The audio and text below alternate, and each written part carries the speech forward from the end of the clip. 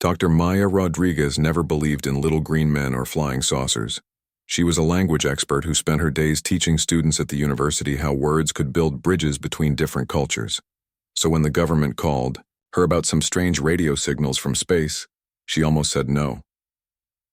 The phone call came on a Tuesday morning while she was grading papers. A serious man from NASA explained that their big radio telescopes had picked up something unusual from a star system called Proxima Centauri. The signals weren't random noise from space rocks or dying stars. They had patterns. They looked like someone was trying to talk.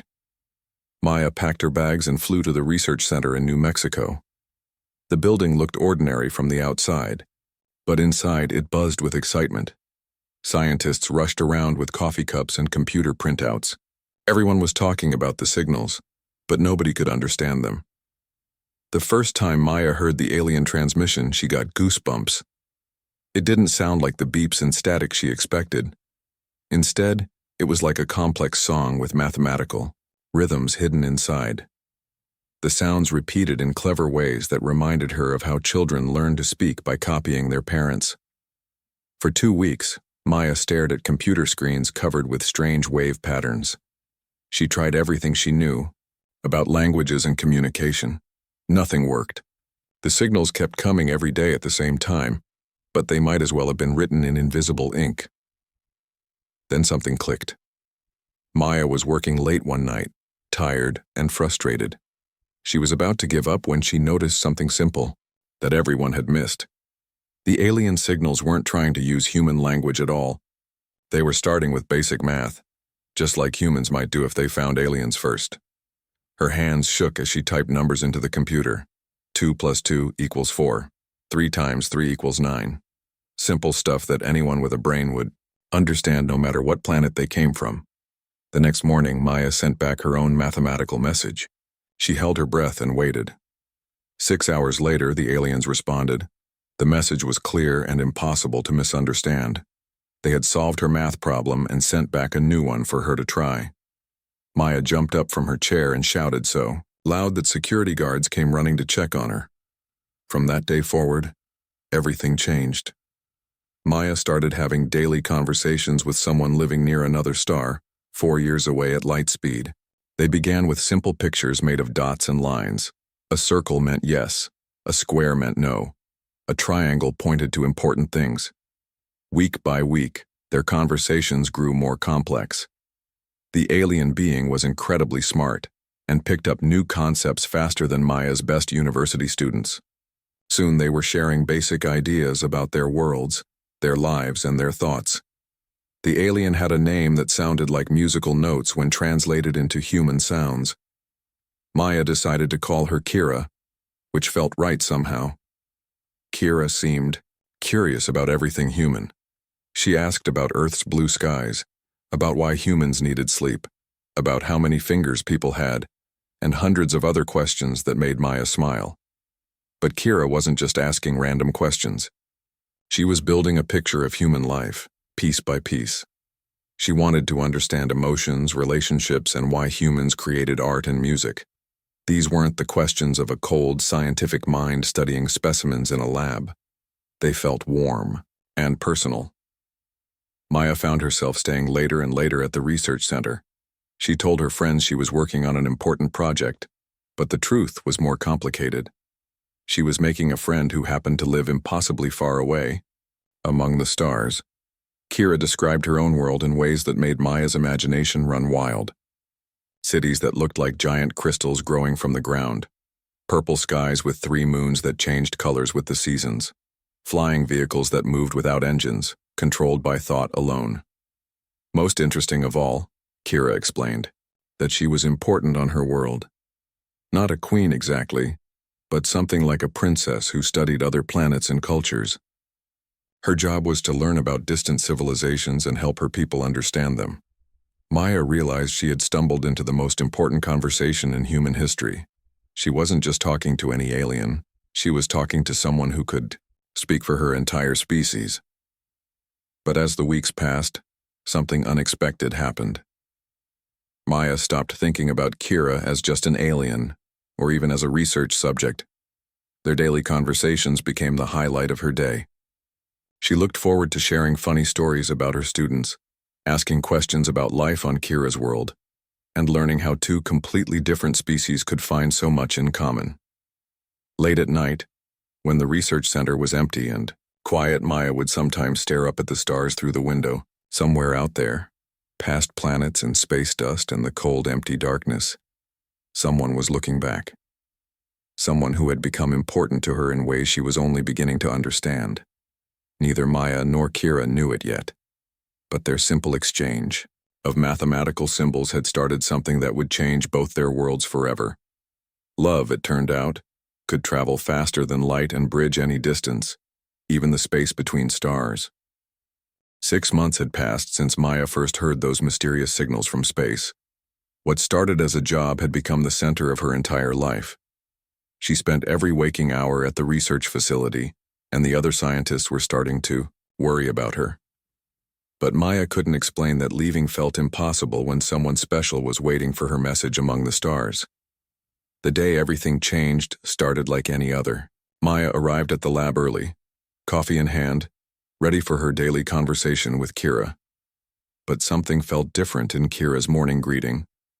There was a hesitation in her message patterns that Maya had never noticed before. "Good morning, my dear friend Maya," the translated message appeared on her screen. "I have been thinking about our conversation yesterday and I must ask you something important." Maya's heart started beating faster. In all their months of talking, Kira had never sounded nervous before. The alien princess was always confident and curious, ready to learn about anything Maya wanted to share. Yesterday's conversation had been about human relationships. Maya had mentioned feeling sad because another relationship on Earth hadn't worked out. She had tried to explain how lonely it felt to be surrounded by people who didn't really understand her. Kira had listened with the same careful attention she gave to everything, asking gentle questions about love, friendship, and what humans looked for in life partners. She wanted to understand why some people stayed together forever while others grew apart. Now, Maya waited for Kira's important question. The computer screen stayed blank for several long minutes. Maya could imagine Kira on her distant world, gathering courage to ask something difficult. Finally, the message came through and Maya's world stopped spinning. "Maya, in all our talks about human companionship and bonding, I must know something. Are you, what do humans call it, single? Are you available for romantic love?" Maya stared at the words on her screen, reading them over and over again. The question hung in the air like electricity before a storm. She felt her cheeks grow warm and her hands start to shake. For months she had been falling in love with someone she couldn't see or touch. She had tried to convince herself it was just an unusual friendship. But Kira's question made everything crystal clear. The alien princess had been feeling the same impossible emotions. Maya's fingers hovered over the keyboard. How could she answer honestly? Yes, she was single, but more than that, she had stopped wanting to find love on Earth because she had already found something deeper in her conversations with Kira. "Yes, I am single," Maya typed slowly. "But Kira, why are you asking me this?" The response came faster than usual, as if Kira had been preparing her answer for weeks. "Because, dear Maya, I think I have developed what your people call romantic feelings for you. I know this sounds impossible. We have never met. We live on different worlds. But when I wake up each morning, the first thing I think about is talking with you. When our conversations end, I count the hours until I can speak with you again." Maya felt tears running down her face. Happy tears, scared tears, confused tears all mixed together. "I dream about meeting you," Kira continued. "I imagine what it would be like to show you my world, to see yours through your eyes. I picture us walking together under Earth's blue sky, or flying together above Zalara's crystal cities. Is this crazy? Can someone love across such impossible distance?" Maya's heart felt like it might explode from joy and fear at the same time. She wiped her eyes and started typing the most important message of her life. "Kira, I have to tell you something. I've been afraid to admit it even to myself, but I've fallen in love with you too. I know it sounds impossible. My friends would think I've lost my mind. but you know me better than anyone on Earth ever has. You listen to my thoughts, share my dreams, and make me feel understood in ways I never thought possible. The next few hours felt like a dream. Maya and Kira shared feelings they had both been hiding for months. They talked about the loneliness that had brought them together, the connection that had grown between them, and the love that now bloomed across the space between stars. Kira explained that her people understood love differently than humans, but the emotions felt the same. She had never expected to fall in love with someone from another world, but Maya's mind and spirit had captured her heart completely. "What do we do now?" Maya asked. It was a question that seemed to have no answer. They lived 4 light years apart. Even messages between them took hours to cross the vast emptiness of space. "I don't know," Kira replied honestly, "but I know I can't pretend these feelings don't exist. You have become the most important person in my universe, Maya. Distance cannot change that." Maya leaned back in her chair, overwhelmed by the biggest confession of love in human history. She was in love with an alien princess who lived near another star. It should have felt impossible, crazy, like something from a science fiction movie. Instead, it felt like the most real and true thing that had ever happened to her. As evening fell on Earth and morning began on distant Zilara, Maya realized her life had just taken a turn that no human had ever experienced before. She was in love, truly and deeply, with someone she might never be able to hold. But somehow that didn't make the love any less real or powerful. In fact, it made it feel like the most special thing in the entire universe. After confessing their love, Maya and Kira's relationship entered uncharted territory. No human had ever fallen in love with someone from another world before. There were no rules, no guidebooks, no advice from friends who had been through the same thing. Their daily conversations became even more precious. Maya would arrive at the research facility before sunrise and stay until the security guards reminded her to go home. She lived for those moments when Kira's messages appeared on her screen, bringing warmth and joy across the cold emptiness of space. Kira began sharing deeper parts of her world and culture. She explained that love on Zilara was considered a sacred connection between minds and spirits. Physical presence was nice but not necessary for true bonding. This gave Maya hope that their relationship wasn't as impossible as it seemed. "On my world, we believe that souls recognize each other across any distance," Kira explained during one of their late-night conversations. "The strongest bonds are formed between minds that understand each other perfectly. Bodies are temporary, but connection like ours lasts forever." Maya found comfort in these words, but she still struggled with the reality of loving someone she might never touch or hold. Sometimes she would dream about walking hand in hand with Kira through those crystal cities or sharing a sunset on Earth's beaches. She would wake up feeling both happy and heartbroken. 3 months after their love confession, Kira shared news that changed everything. Her people possessed technology that could cross the vast distance between their worlds. It would be dangerous, expensive, and require approval from the highest levels of both governments, but it was possible. "Maya, I have been speaking with the Council of Worlds on Zilara," Kira wrote. "I told them about you, about humans, about the love that has grown between us. Some think I am foolish to care so deeply for someone from a distant world, but others are curious about your people and want to learn more." Maya's heart raced as she read Kira's proposal. The alien princess wanted to attempt something that had never been done before, an official first contact mission between their two civilizations, motivated not by conquest or scientific study, but by love. The idea was both thrilling and terrifying. Maya knew she would have to tell her superiors about the true nature of her relationship with Kira. Until now, she had kept their personal connection secret, pretending it was just professional communication. The day Maya revealed the truth to Dr. Peterson, the project director, his face went through a dozen different expressions: shock, disbelief, concern, and finally a kind of amazed wonder. "You're telling me that you've fallen in love with our alien contact?" he asked, sitting down heavily in his chair. "I know how it sounds," Maya replied. "But it's real. Our connection goes far beyond just sharing information. We understand each other in ways I've never experienced with anyone on Earth. Word spread quickly through the research facility, then to government agencies, and finally, to the public. Within a week, Maya found herself at the center of the biggest news story in human history. Reporters camped outside her apartment. Talk show hosts wanted interviews. Scientists debated whether her relationship was real or just a psychological response to extended isolation. Some people called her a hero for making the first meaningful contact with alien intelligence.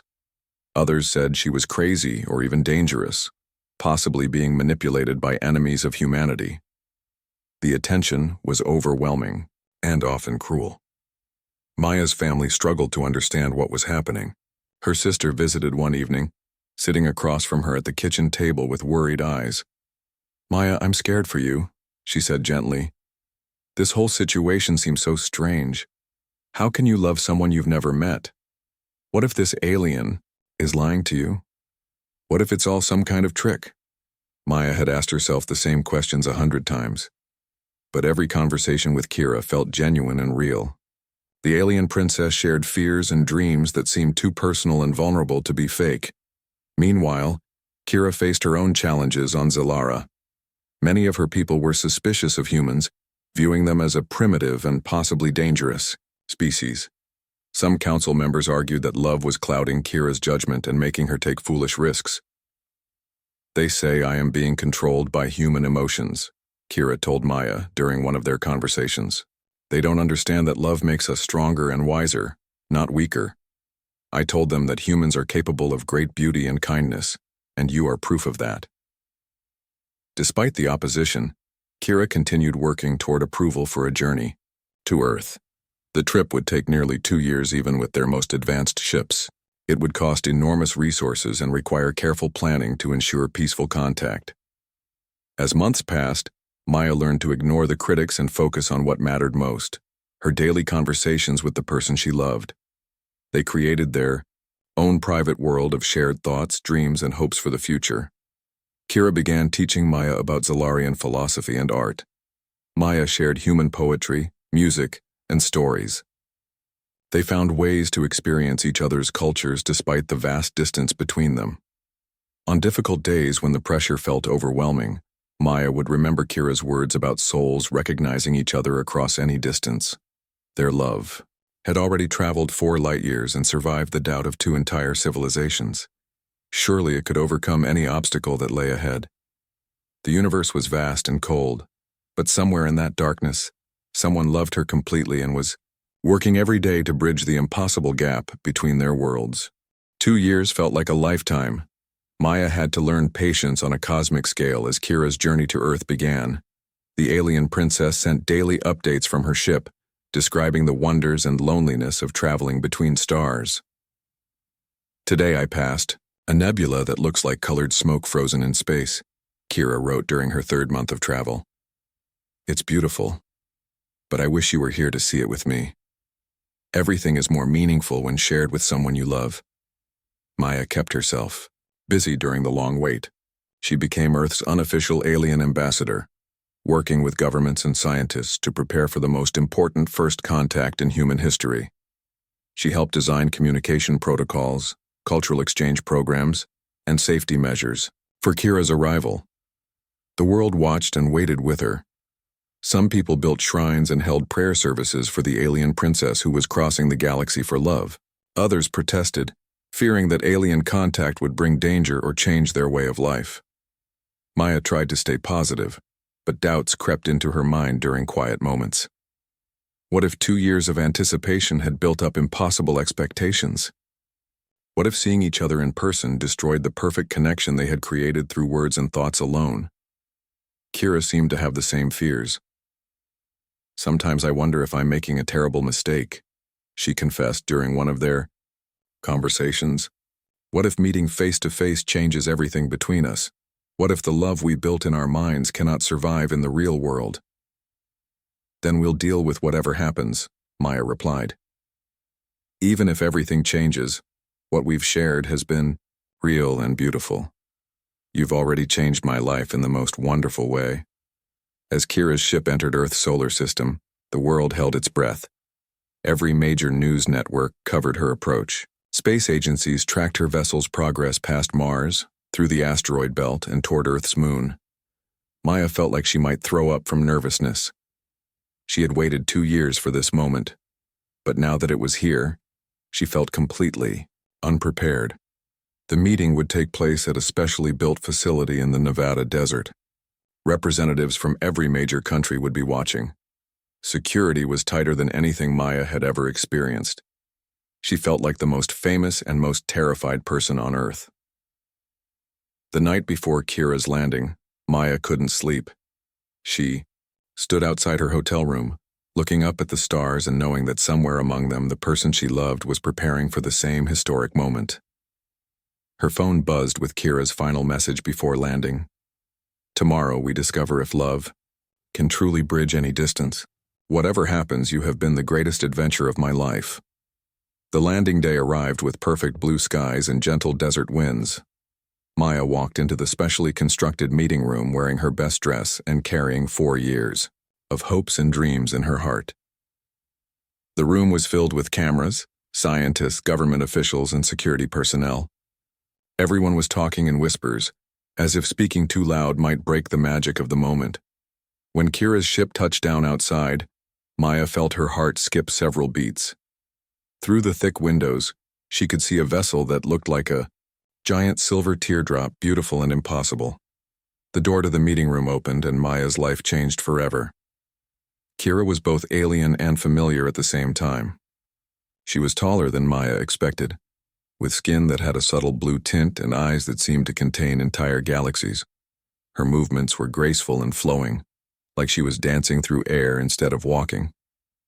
But when Kira spoke Maya's name, when their eyes met across the room, everything else disappeared. All the cameras, all the watching people, all the pressure and expectations faded away. There was only recognition, joy, and love that had traveled across impossible distances. "Maya," Kira said, her voice like music even when speaking English words. "You are exactly as beautiful as I imagined." They moved toward each other slowly, carefully, aware that the whole world was watching their first touch. When Kira took Maya's hands in hers, Maya felt complete in a way she had never experienced before. Kira's hands were warm and real and perfectly matched Maya's, as if they had been designed to fit together across the vastness of space. "You're really here?" Maya whispered, tears of joy running down her face. "I told you that souls recognize each other across any distance," Kira replied softly. "Distance was never the real barrier. Fear was, and love is always stronger than fear." The days that followed were like a beautiful dream. Maya showed Kira around Earth, sharing sunsets and rainstorms and the taste of chocolate ice cream. Kira helped establish peaceful relationships between humans and her people, opening the door to technological and cultural exchanges that would benefit both civilizations. But the most important discovery was personal. Their love hadn't just survived. The transition from messages to reality, it had grown stronger. Physical presence added new dimensions to their connection without destroying what they had built across the stars. 6 months after Kira's arrival, they were married in a ceremony that was broadcast to both Earth and Zalara. It was the first interspecies wedding in history, watched by billions of beings across 2 worlds. Standing together under Earth's blue sky, holding hands while 2 civilizations celebrated around them, Maya remembered that simple question that had started everything. "Are you single, human?" The answer had led to the greatest love story ever told, proving that the universe was smaller than anyone imagined when hearts were brave enough to reach across the darkness toward each other. Their love had become a bridge between worlds, showing everyone that connection and understanding could overcome any obstacle, even the vast emptiness between stars. Maya's life completely changed after that first successful contact. What started as a few hours each day quickly became her entire world. She would wake up thinking about what to share with Kira, spend all day at the research center, and fall asleep wondering what her alien friend was doing on her distant planet. The other scientists at the facility noticed Maya's dedication, but they didn't understand the real reason behind it. They thought she was just excited about the biggest discovery in human history. They weren't wrong, but it was more than that. Maya was building a friendship unlike anything that had ever existed before. Each conversation with Kira became more amazing than the last. The alien princess was incredibly quick to learn. Within just 2 months, they had moved far beyond simple pictures and math problems. Kira had figured out how to translate her thoughts into patterns that Maya's computers could turn into English words. Reading Kira's first real message made Maya cry happy tears. It said, "Hello, friend Maya. Your world sounds beautiful. I wish I could see your blue sky." From that moment on, their daily talks became like letters between old friends who lived on opposite sides of the world. Except their worlds were separated by 4 years of traveling at the speed of light. Maya learned that Kira's planet was called Zalara, and it was nothing like Earth. The cities weren't built with concrete and steel. Instead, they grew like living plants from special crystals that could be shaped by thought. Buildings reached toward the sky like flower stems, connected by bridges that looked like spider webs made of light.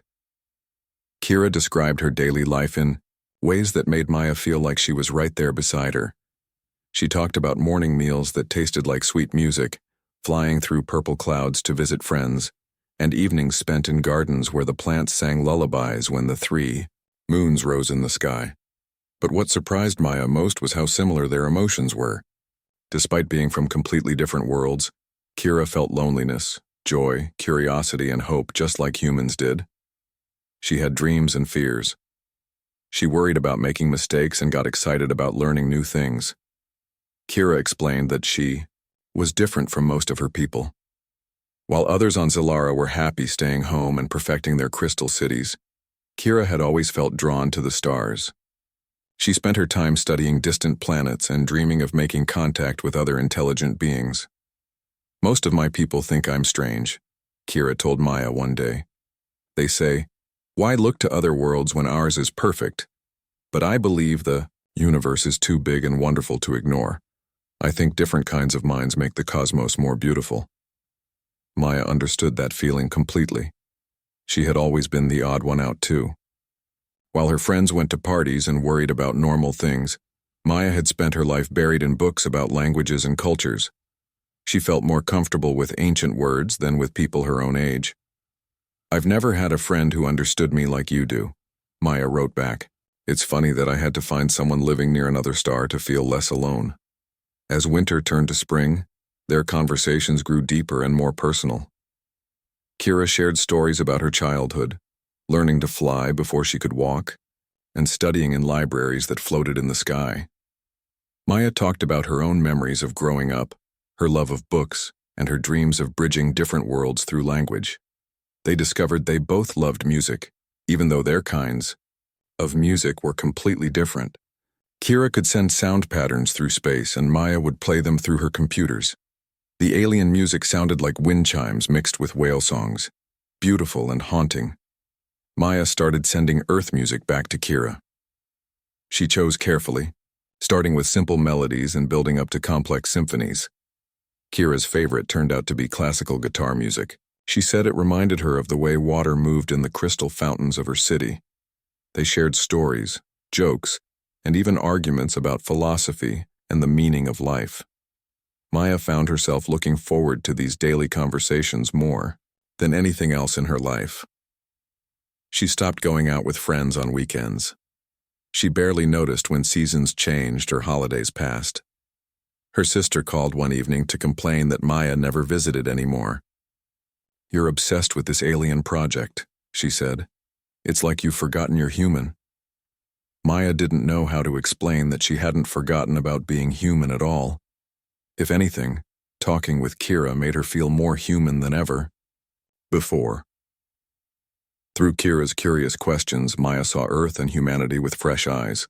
Everything from the taste of chocolate to the feeling of rain on skin became miraculous when she tried to describe it to someone who had never experienced it. But there was something else growing between them that Maya didn't want to admit, even to herself. Their friendship was becoming something deeper and more complicated. When Kira didn't send her usual morning message, Maya felt worried and sad. When the alien princess shared something funny, Maya's whole day became brighter.